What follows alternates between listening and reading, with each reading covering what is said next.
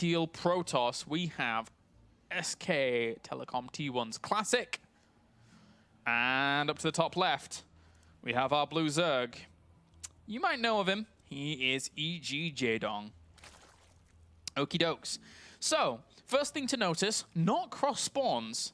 And I haven't actually cast too many games on this map that have been close spawns. And once again, Jaedong gets the lucky Overlord scout off, heading in the right direction. And because of the way these spawns work is that if Classic actually wants to go for something like a Nexus first, which is entirely possible on this map, this Overlord is going to spot his opponent all the quicker because it will just skirt slightly by that, and then he'll be hunky-dory. So.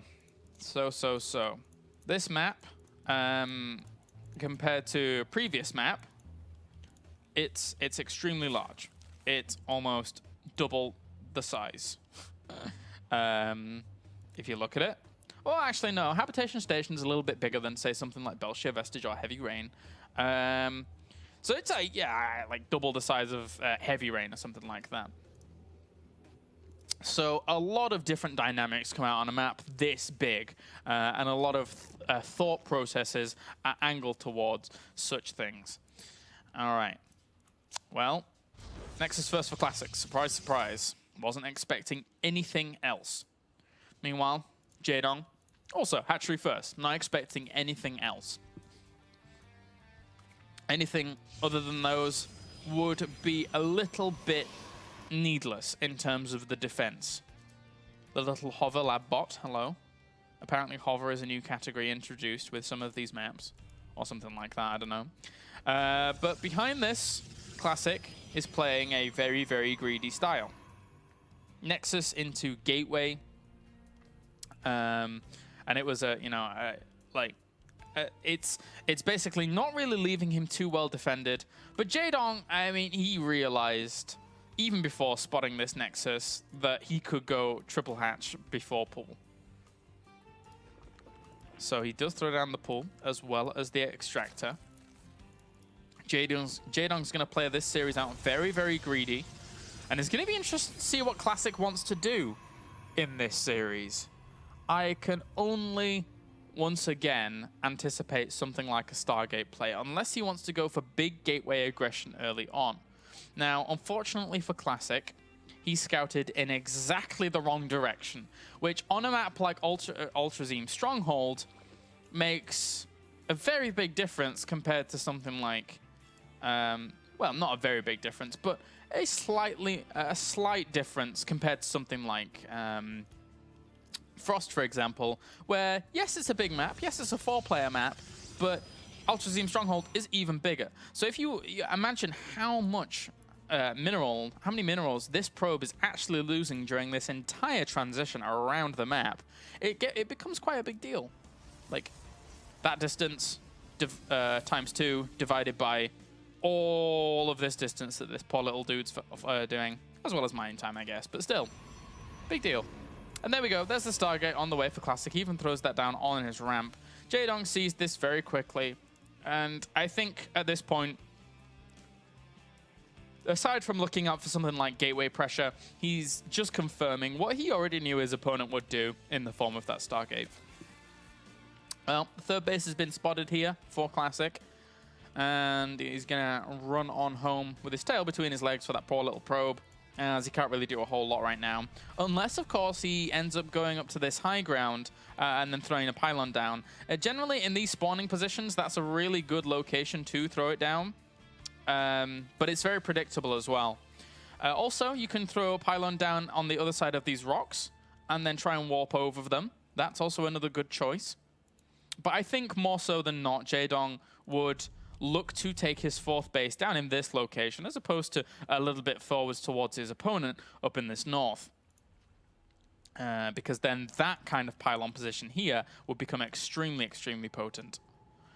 But for now, actually, it's an Oracle Opener here from Classic, and he's looking to take a 3rd base. There are a few Lings looking to pressure, but realistically, I don't think they can do a whole lot here. They'll poke up the ramp and have a look around, and then if he doesn't actually check that third base location, there you go, he sees the pylon. So he will try and come down and make something happen there. Could throw down a force field and try and save that pylon, but he can just cancel as well. Or not cancel, and let those lings into his base. All right, all of that was not what Classic wanted to happen, and in fact, Jaedong is going to try and seize the advantage here with those lings now in production to pressure that third, and he kills one of the sentries, and that one had the energy on it as well. So that was a nice pickup for him. Meanwhile, the Oracle, did it do anything? Where are you? You got 9 kills. All right, okay, that's not too bad. But if all of these lings do manage to get this expansion, then that is going to be a terrible, terrible spot for Classic to be in. Oh, no. Or you could just do that. Or you could just do that. Jaedong manages to seize the advantage once again. Sends 30 or so lings up into his opponent's base. And that is going to do a lot of damage. Where is the Oracle ended up dying off over the left-hand side. I can't observe everything, sorry. But look how many workers he's got. 23 workers with that. The projection of these lings, it really felt as if he wanted to go over to that third base and try and deny it, but there's still more lings streaming in. They kill off pylons. Yes, the Void Ray is now out, but look at them streaming across the map right now. He actually has no units really to be able to cope with this. He has one Void Ray, but one Void Ray alone is not going to be able to deal with the torrent of aggression that we're seeing from these Zerglings that are not only killing off probes at the pocket expansion, but also focusing down this Nexus. You're going to be able to kill this off very, very quickly. He's actually chrono boosting that Nexus, maybe to try and recharge some shields during all of that, but that would have been a bit weird in itself. And Classic now is really under a lot of pressure. That third base dying off means that the economy behind this for Jaedong is going to be vastly superior. And Classic's having a really hard time. Of course, he does have his Forge whirring away. He's going to have +1 weapons very soon. Technically, that +1 weapons will finish before Carapace for Zerglings, so Zealots will be able to hold on against Zergling numbers a little bit better. But one Zergling has a look around and sees exactly what's going on. So the rest of the Zerglings, all the brothers and sisters of that one scout Zergling, try and run him. And he's going to force the cancellation again. If those force fields can hold on, the Zerglings at the top, they would all have been traded away and it would have been very close. But in the end, the force fields saved the day. Good job, Classic. Good job. All right. So extra gateways get added on. Twilight Council is about to finish up, so he can transition onto +2 as well as Blink. But the creep spread for Jaedong is about to start flourishing across this map, especially with 2 queens fully dedicated to the task. And this 4th base is about to start here for Jaedong. I think it could have actually started a little bit quicker. But that's by the by. I mean, a lot of his attention has been focused straight onto that third base, looking to deal with it, looking to punish it. And obviously, when you punish a third base like that as a Zerg, you do have to be kind of careful of your opponent just saying, well, you've done too much damage. Nope, I'm not doing it anymore, and I'm just going to go for it. Which, actually, with the 5 gateways that he has in production, that might be the case. Enduring Locust is now in production here for the Swarm hosts, as well as Aspire. And he did see a good portion of these extra gateways being added on. So there's still a lot of options available here to Jaedong, but oh dear. Oh, he's actually building a lot of queens and really being aggressive with this creep spread. Jaedong is going to bring the fight to Classic's front. There's going to be no man's land. There will only be creep.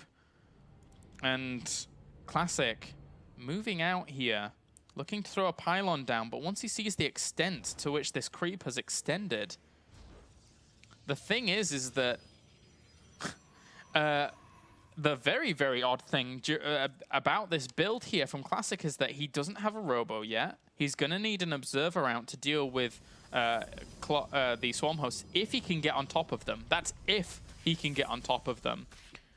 And they will buy a lot of time here for Jaedong. Creep's going to start being pushed back a little bit, but he can't push it back anymore for now, as there's just no observer, no Oracle to speak of either. Templar Archive's going to be added on, And Zerglings are going to go try and go all the way around for a counterattack. But right now, with those Swarm Hosts being revealed by this hallucinated Phoenix, Classic cannot push any longer. There's nothing he can do.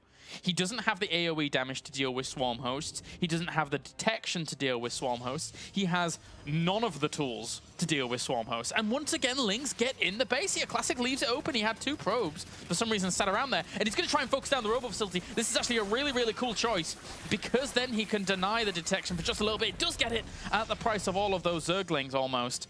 But now a second Robo Facility gets added on.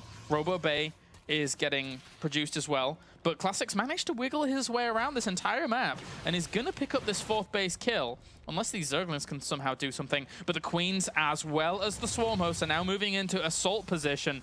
And this 3rd is very, very dangerously close to the perimeter of these Locusts. All right.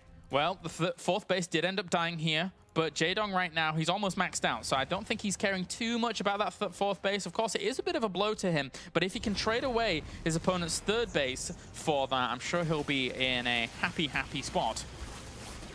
+2 weapons against +2 Carapace, all negating one another in the grand scheme of things, but the Locusts are going to help out those Zerglings to make sure that they don't get traded away too easily. But at the same time, the Stalkers as well as the Sentries are actually just going straight for the assault here. This is going to draw Jaedong back. This is a very, very strong move here for Classic, considering the spot he's in, considering he doesn't actually have any AoE to deal with any of these units.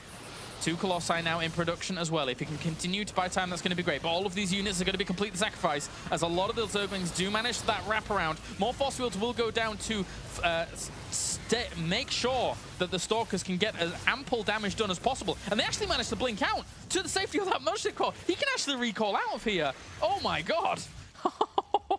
Close, close calls from Classic.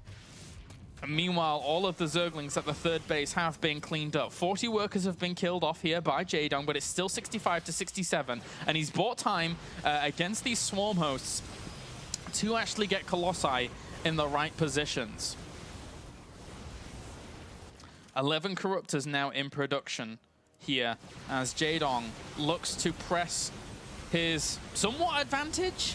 I mean, I can't even call it a full advantage right now after that little bit of damage got done. The Zerglings try and go for the run by once again. They have to kind of compromise and go for the mid. Oh, but he's trying to get it. Oh my god. Chrono boosts it instantly, wants those shields to recharge as quickly as he possibly can. Because the next wave of Locusts, even just a nibble at that Nexus is going to kill it off, and then his economy is going to be a little bit in tatters. But now, because Classic managed to buy a little bit of time for these Colossi, if this will keep him in good stead, the Zerglings swing on forwards along with those Locusts as well. Not the best idea.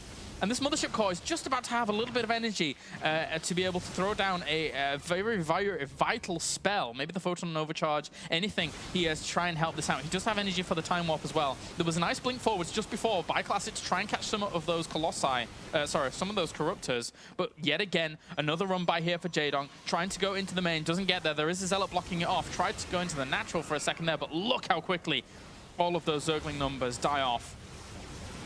A very resilient hold here so far by Classic. A very resilient game in general. The Queens stray off creep, and they don't want to be doing that. The blink forwards as well. Classic is looking to bring the pressure back onto Jaedong, as the creep now means little, means nada. Classic up in terms of supply. His army is ferocious. +3 weapons finished for him just a little bit ago. Again, the resilient play of Classic really shining through.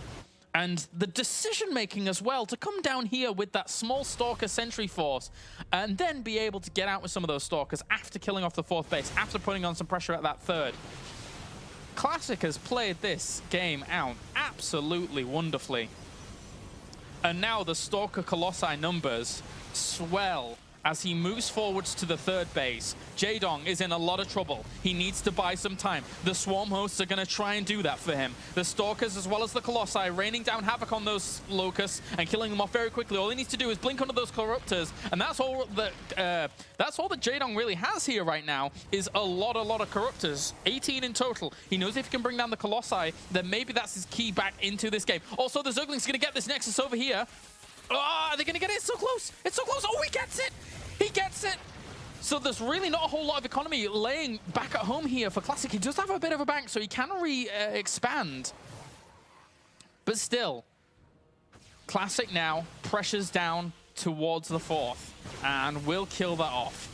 And the thing is that with Classic killing off the fourth, whilst he's also expanding multiple times behind this, Jaedong is really now in a chokehold.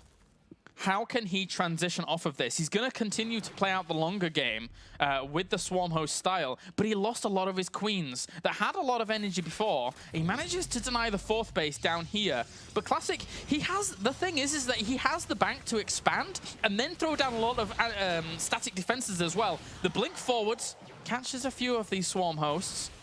Really good control by Classic to keep these Swarm Hosts denied away from the Colossi, whilst also using the Colossi to kill off the Locust and keep the Stalkers well defended.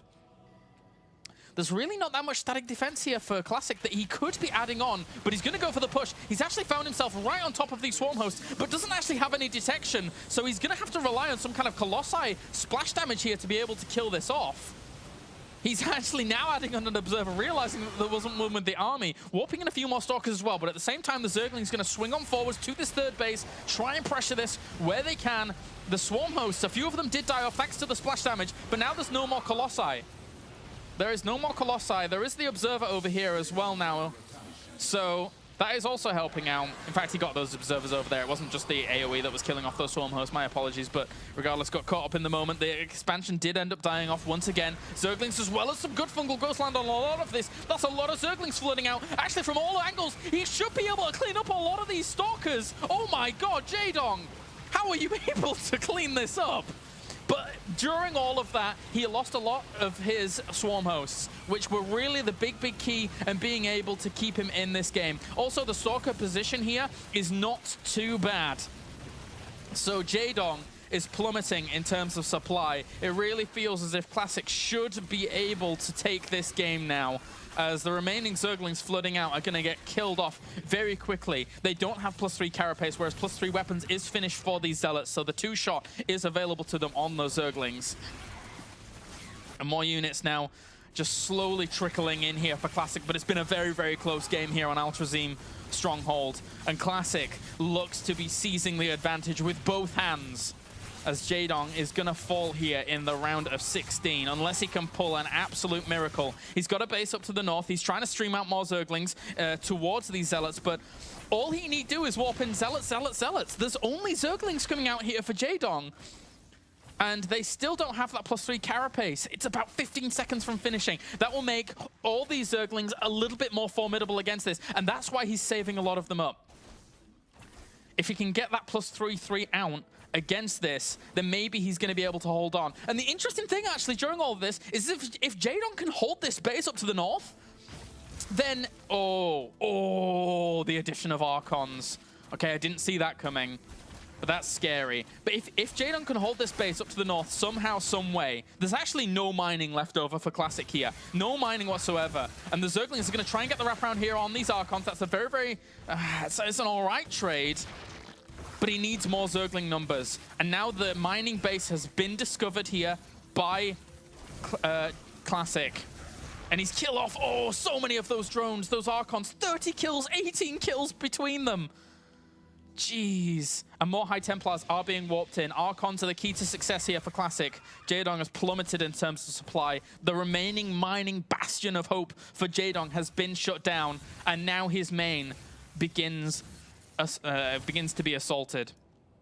What a game, what a series we've seen here for the round of 16. I was worried that we weren't even going to get it at the very beginning, as they were taking quite a while, but it was worth the wait. As Jaedong is going to lose, but in the end, it's been a really entertaining series. A little bit of Archon micro, and manages to save it from those few remaining Zerglings. Jaedong exhibiting fancy GG timing here, but it is all but lost for the remaining Zerg forces. There's a few Corruptors trying to do something. It was a close game here. But Classic will prevail, killing the remaining drones,